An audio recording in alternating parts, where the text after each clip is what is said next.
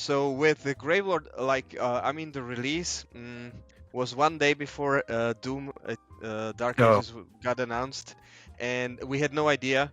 I actually got a couple of content creators interested in covering the game, and I was like content, like okay, so the game will be covered.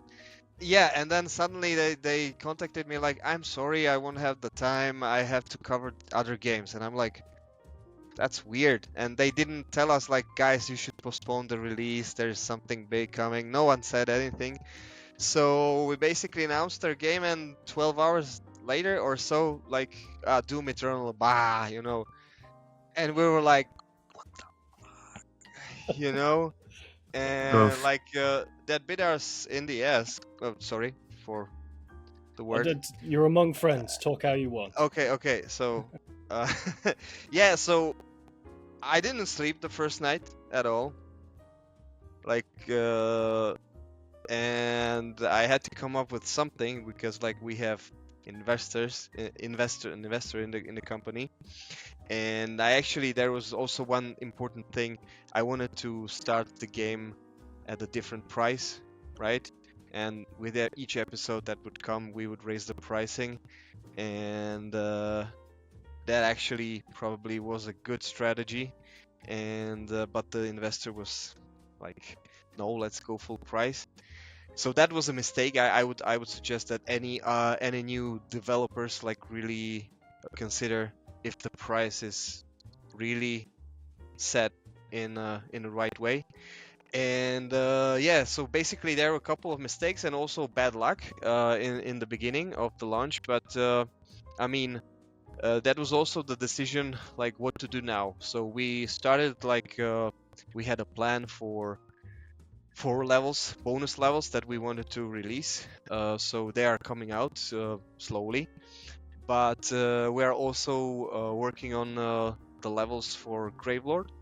But during that time, we were like, we do have a mechanic that we wanted to explore, the cards and the gameplay in the arenas, because we felt that the Gravelord story mode doesn't do them justice, and that there is a lot of gameplay undiscovered. And we were right. Basically, right away, the first map that we did for Horde Lord has been proven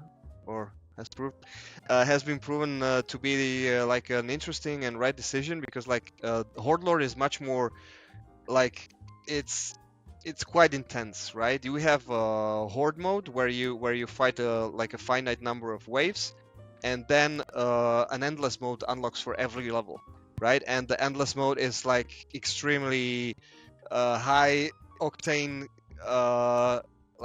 combat experience, and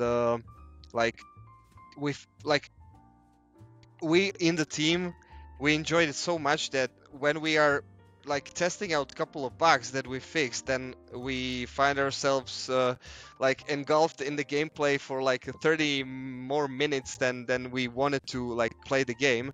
So that was a nice touch, and we thought we want to give this part of the game like full attention for some time, and maybe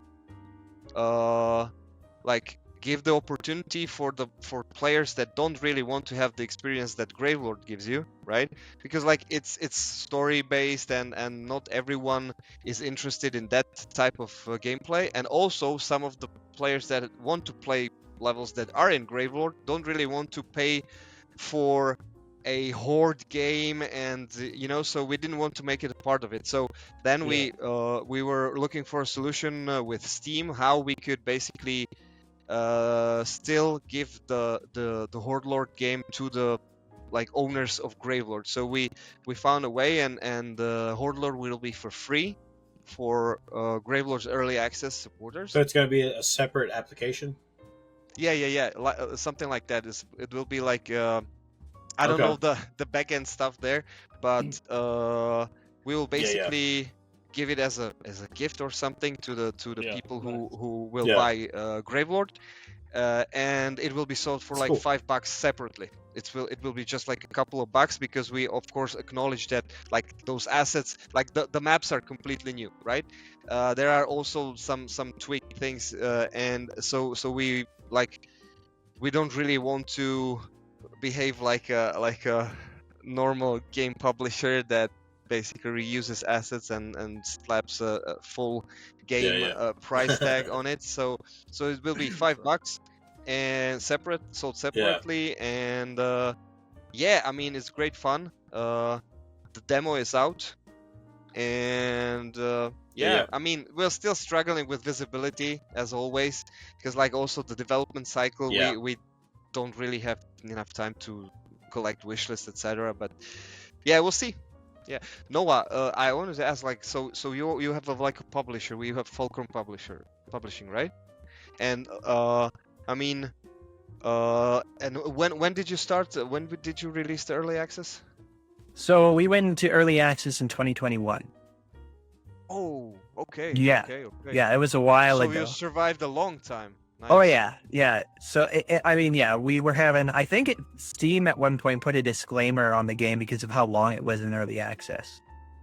Without an update was the thing, because what ended up happening was my original plan and our original plan with the publisher was that we would release an update for the early access version of the game every time we finished a chapter. So we'd have the initial early access release, which was just chapter 1.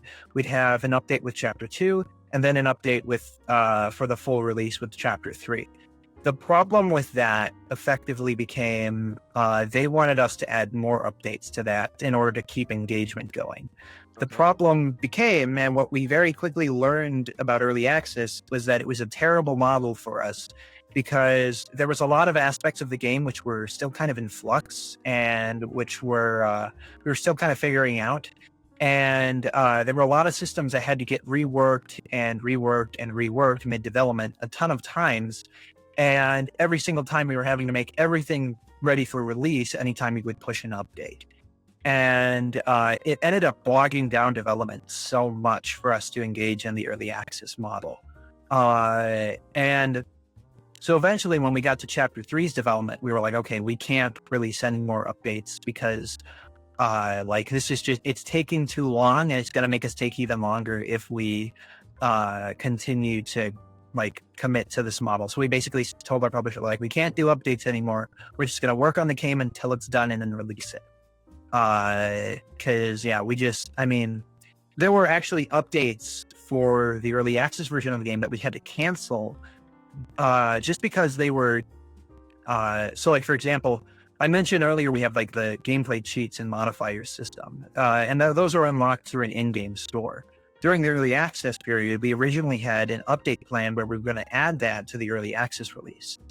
We ended up having to cancel that because just to get like the bare minimum of everything functional within the context of the game, not even to mention like ironing out issues and bugs and stuff like that, of which the modifier system in general created a lot.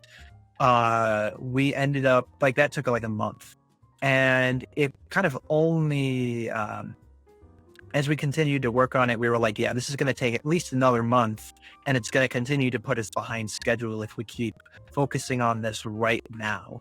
And because it's a system where it's like, hey, you can jump into any level you want with these cheat codes and these gameplay modifiers. It's like, oh, well, guess what that means? Every time we want to push an update, now we have to play test and make sure that these don't break something. Which, as you can imagine, that's a little bit of a problem. So we were like, look, we understand you want these updates, but we just can't do this anymore because it's just making things take longer and longer and longer. So it's a really, really bad model for us. I didn't even want to go into early access originally. That was something we kind of were like, we want to throw our publisher a bone. They want to go into early access. But in retrospect, kind of committing to that is something I really kind of regret. One other thing that I wanted to say, I can relate to that too, because like we released to early access in January, and since then we had a couple of updates. We did Steam Deck and controller and then we had like the bonus map. Another bonus map is coming, and the level editor is coming out. Like in after Horde Lord, that's our next milestone. And then yeah, we will then move on to fully working on the other episodes. We have a couple of levels already brewing. But yeah, I mean, early access, it's not what it used to be, and we actually were not. We were trying to look for a publisher. We were not able to get one for like a long time. We already had a working Switch version, which was very slow. Wow. So we're gonna do probably Switch 2. We'll see. But yeah, I mean, Be cool. obviously we all struggle with the similar problems as developers. Yeah, Yeah. actually, making video games is not an easy task. So It's horrible, it is. It but sucks. we love it. But we love it. Yeah. Yeah, I was gonna say that reminds me though. I'm not directly involved with this. I kind of just help out where it needs me.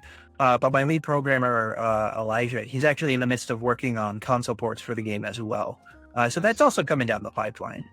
I love being able to play games on anything. You know, I mean, I like to. It's kind of actually have Quake on my Switch. I like to when like on vacation or something, just pop up some Quake on Switch and just play through. So when I can get stuff like Viscerafest or Gravelord on there, that's pretty awesome. So I'm looking forward to that for sure.